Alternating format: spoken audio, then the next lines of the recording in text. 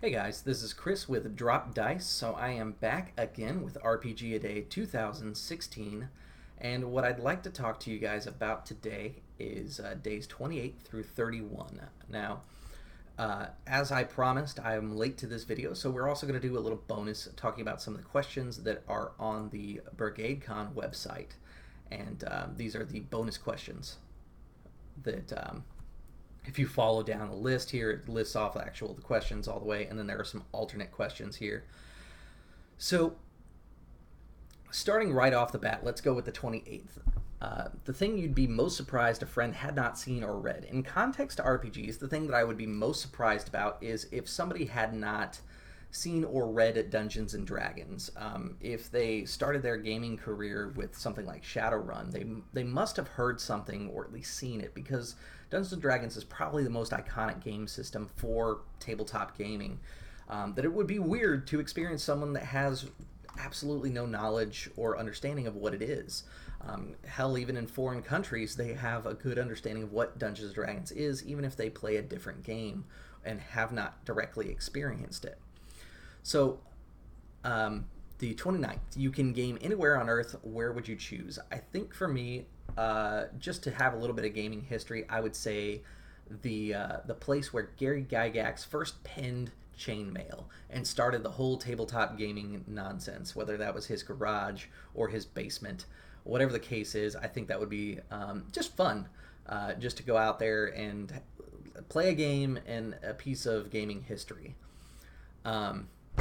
Let's see, the 30th, describe an ideal game room if your budget was unlimited. So the first thing I would do would take my PDF collection and I would make them all hardcovers. And that would be an obscene amount of money, and I would build custom shelves, which again, obscene amounts of money, and line a rather large room with it.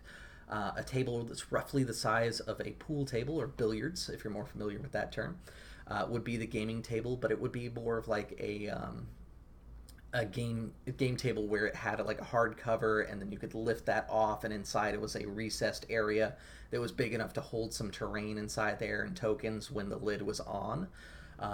Maybe about a 8-inch dip down to get to the gaming surface, and that way cleanup's easy. You just put the cover on, and then have like little areas for everybody's gaming paraphernalia, books and things like that nearby them. Everybody with a very comfortable chair.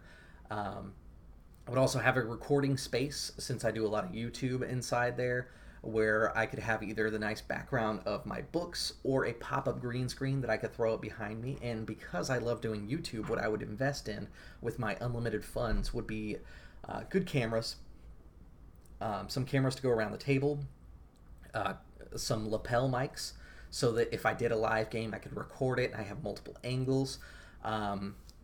I would buy some editing software. That way I could make these videos better and really just kind of up my game just overall. Be able to have some live games that look a little bit like how Acquisitions Inc. is done, but maybe with a little bit more of the production level of stuff like Titan's Grave, which I thought the production on it was phenomenal. To be able to do that kind of thing would be outrageously expensive, but very fun.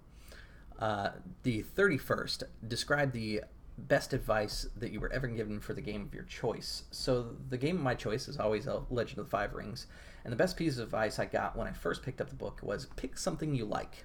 Start there. And this is solid advice for any game, especially games that are lore intensive. If there's something in the world that immediately catches your attention, play that. Figure out what it is. And this is how I started D&D too. I was like, oh, that's cool, wizard. I like Dragonlance, I like Raceland, let me be a wizard.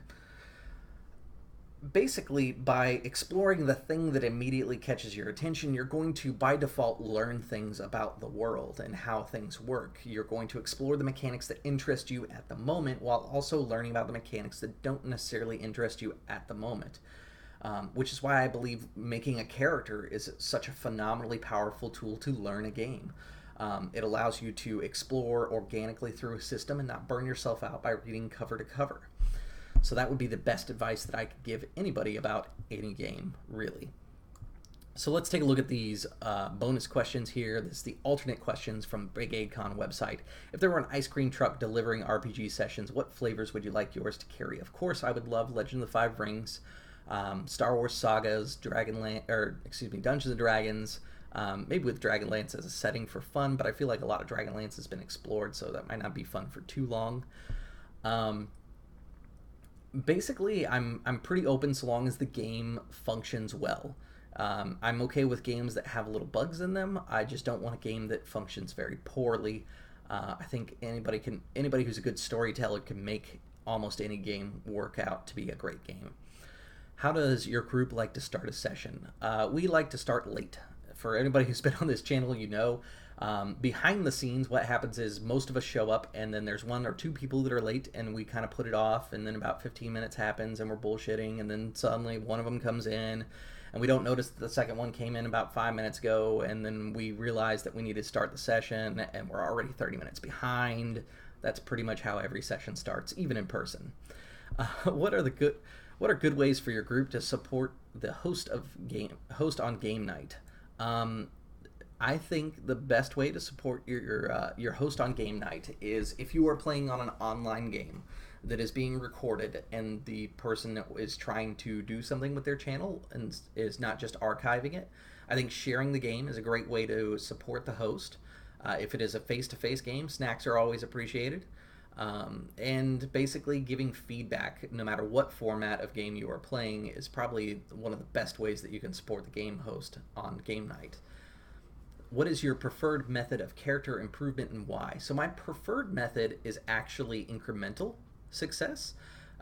So games like Dungeons & Dragons use basically a milestone achievement of progression. There's milestone experience, but this is milestone improvement as well. Essentially, when you hit a level, all of your metrics go up a little bit. Dungeons & Dragons 5th edition kind of slowed it down to where there's like these brackets, and when you reach this bracket, your overall stats go up a little bit, which I think has helped it a lot. But I like games like BRPG, even though I haven't played it, I've read it and I understand how the game works. I like Legend of the Five Rings or other games where basically if you use a skill, you get experience from playing the game, and you can invest that into skills that you use, and overall that improves your character by investing it in things that you use regularly as a character. Like Legends of the Five Rings, after you've basically spent enough experience in your stats or skills or learning katas or things like that, you basically have reached a point where your knowledge has given you the benefit of your rank 2 ability, which comes as a milestone achievement. It makes you dramatically better, but really the core of your character is the statistics behind them, what got them to that point, the skills, the abilities, and etc. So that's really the style that I prefer. I haven't played BRPG, but it's really cool. It kind of makes me feel like it's more like a Korean MMO, because the experience you get only goes to the skills that you use, which is pretty cool. Call of Cthulhu is based on the same system. However, some changes were made to it, and I got to play Call of Cthulhu, and I really liked that about it. What is your not that question, that's a repeat. If you could relive your gaming years so far, what would you want to do more of? I don't know that there's anything I'd want to do more of, but there is some things that I'd like to correct. Basically, anytime I moved with the Navy, I packed a box, and I moved with the Navy 3 times. The only time that they did not mess this up was the 3rd time, because I corrected myself. Basically, every time I packed up for the Navy, I packed a box that had RPG paraphernalia. That would be the only box that went missing in transit, unfortunately. So, like, my very first set of dice, some, minis and things like that I couldn't replace because they were no longer in print or no longer being made or whatever the case may be, went missing on my first 2 trips where I had moved. My 3rd trip, I actually moved everything myself instead of using the Navy movers when it came to my RPG products. I had no problems there. Big surprise. So that's what I would change about my RPG gaming years. What benefits do you see in having clearly defined occupations for your characters in RPGs? So for characters in RPGs, I think this is great because it provides them it provides you as the person who's narrating these characters a roadmap to how they should react and what they should know. I like characters that were born and they always wanted to be an adventurer and they set out for their first adventure to go hunt the orc chieftain of Gobbledygook. Those are fun. But really, what I think is more fun is the cobbler, whose village was attacked by the orc chieftain Gobbledygook, and he has left his days of cobbling because, unlike the other villagers, he doesn't want to just move to a new town waiting for the orcs to attack again. He wants to do something about it. He wants to go take a sword and seek vengeance for the death of his daughter. I think that makes a more interesting character to me. And how interesting would it be to be that the cobbler, as it turns out, is a very good tracker because he knows shoe patterns. Given the time of period that it is, all shoe soles are made customly for each shoe that's being made by a cobbler. So maybe this cobbler could look at footprints, recognize the sole's pattern, and say, hey, these shoes were made in this town. And maybe that would lead him back to where the orcs are hiding because he knows that there are a lot of shoes that were made in this town from a specific cobbler that he used to trade with. I think that's a really interesting way to play a character, using the skills that are appropriate to your occupation. I think that's a great way for NPCs to operate as well. Identify an underrepresented genre in RPGs that you'd like to see more of. So the one that I would like to see more of, I'm attempting to correct myself. I love Super Sentais, and I've been interested in doing a Super Sentai kind of Power Rangers feel type RPG. I've only seen a couple games that have done it, and I haven't quite been satisfied with the way that they do it. So I really want to hack another system that I think will work well for it and see what I can do, try my hand at game design. I'm also working on a rather deep hack of Dungeons & Dragons 5th edition to be able to play in Oriental Adventures, the kind of style of game that I would really enjoy. Kind of a lower fantasy but higher myth style game, because Dungeons & Dragons as is more of a high fantasy game to begin with. So the last question here is, why should someone GM a role-playing game? I think someone should GM a role-playing game because it teaches the tradition of storytelling. Nowadays, with things the way they are, a lot of people don't really put as much time into reading as they used to, or some just don't. There's instant access to a lot of TV and broadcasts and movies, and we've got Netflix and Hulu and things like that. We've got smartphones with us, and I think that being able to orally pass a tradition through storytelling is a skill that is worth learning. And I think that's really the best thing that you can take away from as being a GM, in addition to the fact that you're going to make friends and enter a world of your own imagination that you can set the laws for, that you can change things and operate things the way you want them to go.